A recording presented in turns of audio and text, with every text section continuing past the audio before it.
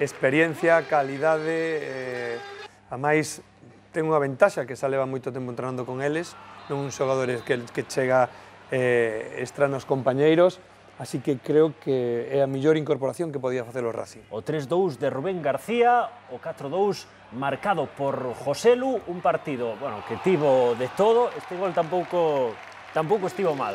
A verdade é que foi un partido moi bonito, con moitas alternativas, 6 goles e o Racing conseguindo unha nova vitoria. O Racing que xa está aí a 3 puntos dese posto de promoción de ascenso. 9 meses sin jugar un partido y la verdad es que muy feliz. Siempre lo he dicho, ¿no? Siempre que jugué otra vez aquí, pues la gente me ha tratado muy bien y eso uno lo nota y bueno, y es de agradecer, ¿no? Y bueno, contento por la victoria, por el equipo que lo necesitaba. Seguir en esta línea, sobre todo en casa, de 9 victorias seguidas y esperemos que sigamos en esta línea para engancharnos y meternos cuanto antes en ese playoff que todos queremos. A calidade que ten Nano seguro que aporta moitísimo a este Racing de Ferrol. E o Compostela Bus que quere mirar para arriba e deu un magnífico paso para, cando menos, soñar con, protagonizando unha boa segunda volta, ter opcións. Bueno, de momento conseguiu gañar en Guijuelo, que é algo do que ninguén podía presumir a toda agora. Ningún equipo conseguira gañar no campo do Guijuelo, sempre nos fala Tito que gañar nese campo, polo equipo do Guijuelo e tamén polo propio campo en sí, é complicadísimo, e conseguiu non facer a Sociedade Deportiva Compostela. Ademais, nunhas condicións de desvantaxe numérica, acabou o partido con 9 xogadores, ten realmente moito mérito esta victoria. Unha victoria cimentada neste gol, no gol marcado polo xogador máis regular do Compos en toda a temporada, polo capitán Jimmy, que, bueno, apareceu aí como se dun extremo se tratase, e se aproveitou dese rexeite para facer o 0-1.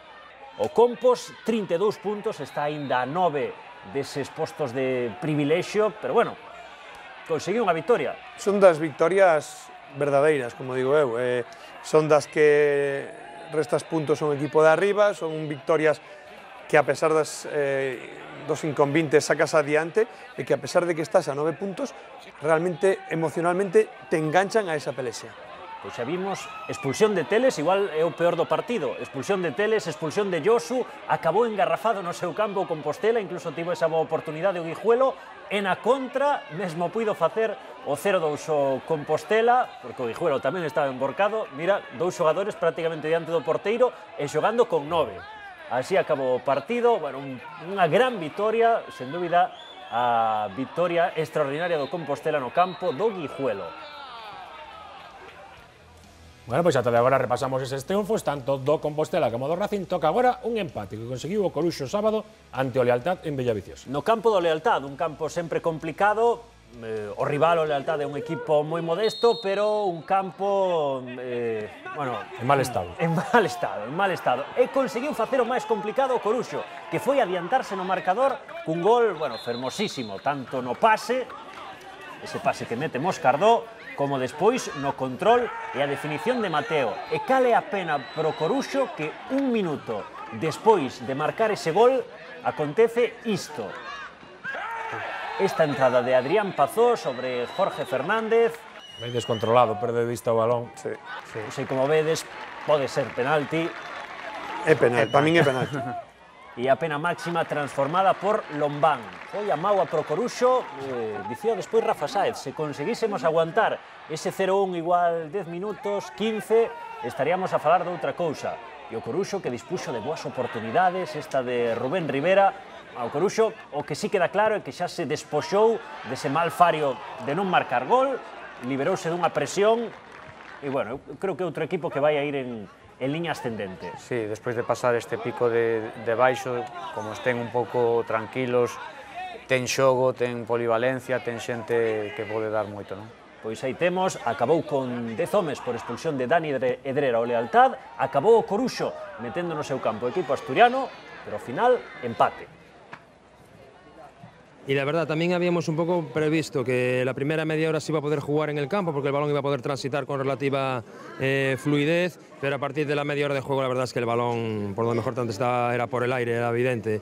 Y sí fue así una pena que no hayamos consolidado la ventaja que cogimos en el marcador, encajando un gol inmediatamente después de conseguir el nuestro. Ahí yo creo que sí, eso nos ha ido muchas posibilidades de poder ganar el partido.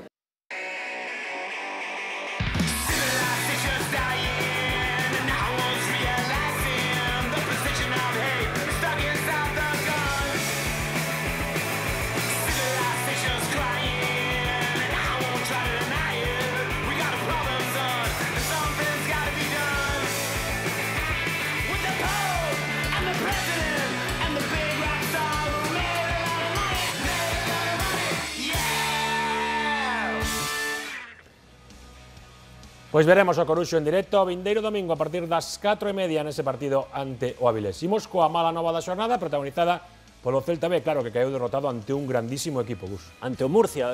Realmente eu creo que o Murcia xogou un dos mellores partidos da temporada e visto o Oviedo e visto o Murcia, eu creo que as dúas primeiras posicións deste grupo primeiro da segunda división B eu creo que están claras. Sí, están claras, creo que hai dos equipos favoritos. Ademais, non só polo nome, polo potencial, senón polo xogo. Home, creo que non había dúbida de que... Ese primeiro gol foi anulado a Rubén Sánchez. Aí estivo un pouco afortunado o Celta B. Perdoa, Tito. Non, que creo que non había ninguna dúbida dende a primeira xornada cal iba a ser ou cales iban a ser esos dous equipos. A dúda podía ser quen pode ser primeiro ou segundo. O que pasa é que hai unha diferencia moi grande. 8 puntos. Sí, en goles a favor de un e de outro. Hai un equipo que é moi goleador, que é o Oviedo, hai un equipo que é moi bo defensor, que é o Murcia. O Oviedo marca moitos goles e o Murcia apenas encaixa. E eu creo que en Vigo, unha vez que chegou este gol, o 0-1, marcado por Javi Flores, cara ao último minuto da primeira metade, estaba moi complicado xa erguer ese partido.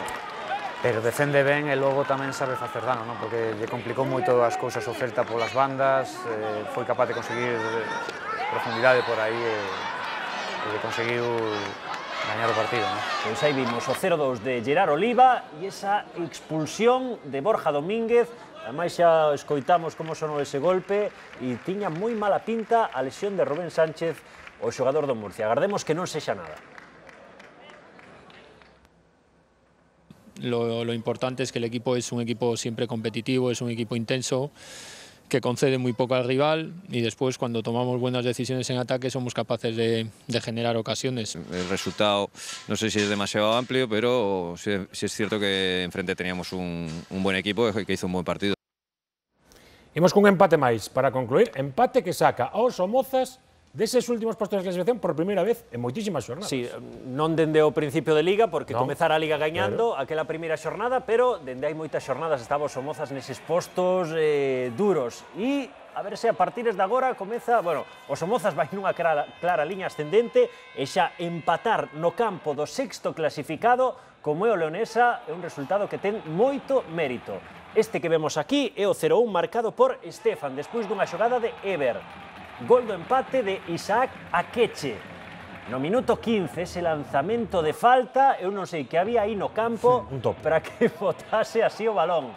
E despois, outro vello coñecido da afección galega, como é Pérez, o que fora central do Racing de Ferrol ata a temporada pasada, fixo o 2-1. E cando máis complicado tiña o Somozas, minuto 88, un xogador que se acaba de incorporar ao equipo, David López, conseguía facer o empate a 2. Por certo, o Somozas que igual incorpora 3 xogadores colombianos se arranxa o papeleo antes de que remate o mercado de inverno. Somos así. A veces nos dan una hostia y nos tumban, pero otras, bueno, somos así. Ponemos la cara, jugamos al intercambio de golpes, no es fácil por lo que somos nosotros. Una pena no haber conseguido, creo que tuvimos una buena ocasión de conseguir 3 puntos aquí. Momento para repasar esa clasificación de segunda B, na que vemos como efectivamente Oviedo aumenta a vantaxe logo da derrota do Logroñés nesta xornada. Agora son 8 puntos respecto ao segundo que é o Murcia, e a un punto do Murcia están o Guijuelo e o equipo rioxano. E logo, o Racing de Ferrol aparece aínda na